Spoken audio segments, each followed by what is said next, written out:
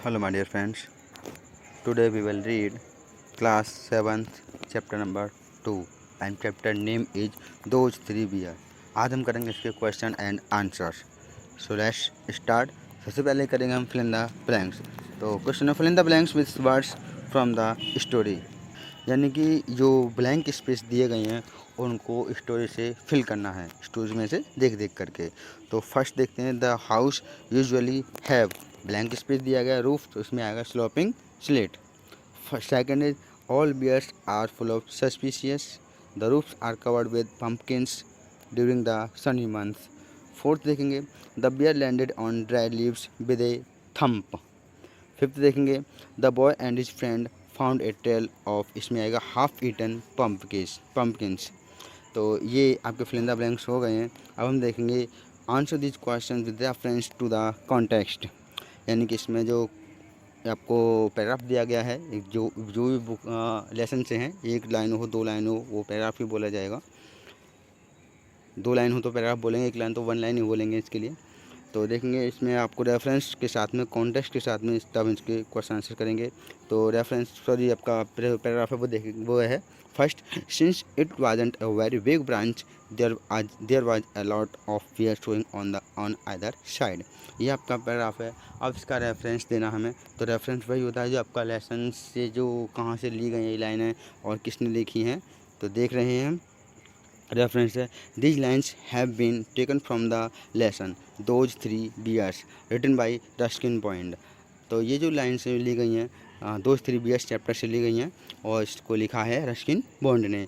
अब हम लिखेंगे इसका कॉन्टेक्स्ट. कॉन्टेक्स्ट में ये बताना होता है कि जो इन लाइन्स में राइटर्स ने क्या कहना चाहा है और राइटर्स क्या कहना चाहता है. तो कॉन्टेक्स्ट देखेंगे. In these lines the writer tells us about a young bear which was sitting on the branch. तो इन लाइन्स में जो राइटर है वो हमें बताता है एक बियर के बारे में जो कि एक ब्रांच पर बैठा हुआ है. तो क्वेश्चन देख लेते हैं इसके according. Where was the cub sitting. तो आंसर हो गया the cub was sitting on the branch several feet higher up the tree to hide from the man sitting under a nearby tree.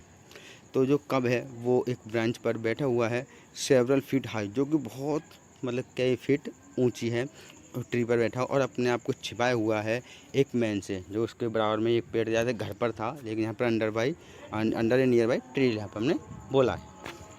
तो second question, why had the chosen this particular spot. तो उस beer ने इस particular स्थान को ही क्यों चुना.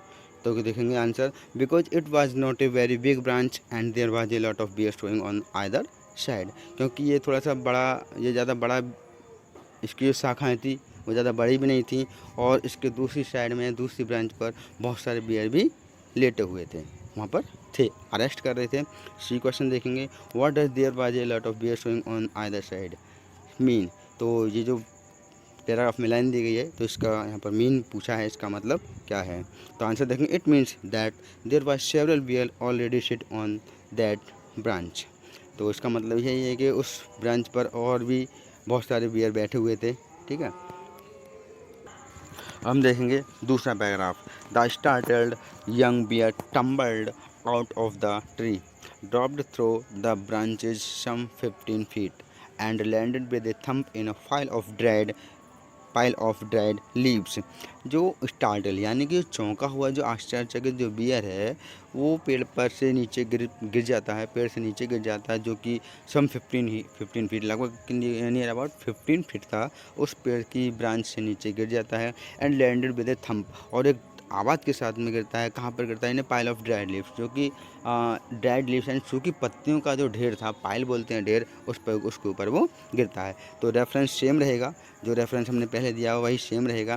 तो these lines have been taken from the lesson the three bears written by Ruskin Bond. लेकिन इसका कॉन्टेक्स्ट है वो चेंज हो जाएगा. तो कॉन्टेक्स्ट जो चेंज है वो हम लिख रहे हैं यहाँ पर.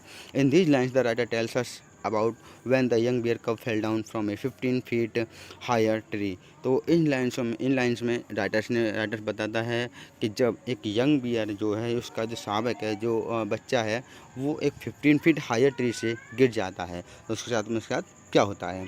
तो फर्स्ट क्वेश्चन है व्हाट हैड स्टार्टल्ड द कब. तो जो ऐसा क्या था जिसकी वजह से जो कब था वो स्टार्टल था, आश्चर्यचकित था. तो देखेंगे शॉक्ड था वो बियर। तो the shocked young bear fell suddenly in a funny manner out of the tree.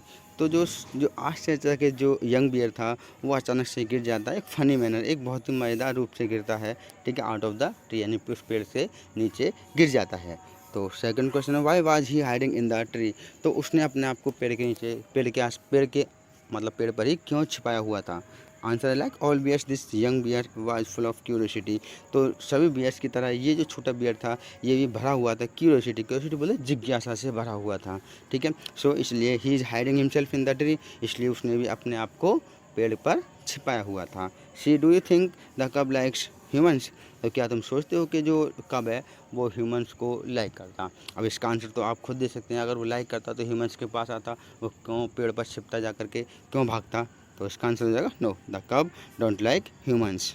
जो कब था वो ह्यूमंस को पसंद नहीं करता था। क्यों भागता वो उल्टे सीधे और क्यों गिरता वो, ठीक है। ये यहाँ से आपके इसके क्वेश्चन आंसर्स नहीं सोच चुके हैं, अब हम करेंगे नेक्स्ट।